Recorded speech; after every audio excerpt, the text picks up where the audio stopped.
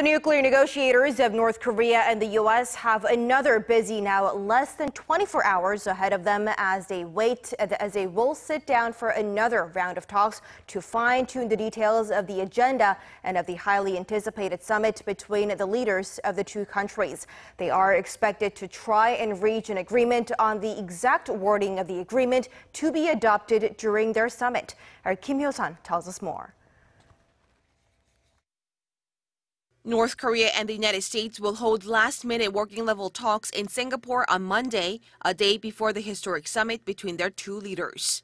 The nuclear negotiators of the two countries, U.S. Ambassador to the Philippines Sung Kim and North Korea's Vice Foreign Minister Choe Son-hui, are expected to have a final coordination session following the 6 rounds of meetings they had in the inter-Korean village of Panmunjom to discuss the summit agenda.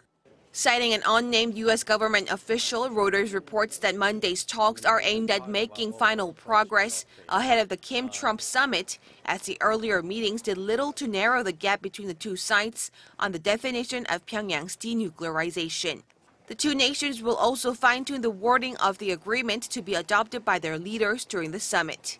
Washington is willing to include complete, verifiable, irreversible denuclearization, or CVID, which Pyongyang has been refusing to embrace in the agreement. The U.S. also wishes to win agreement on tangible denuclearization commitments from the North. Hyo-sun, Arirang News.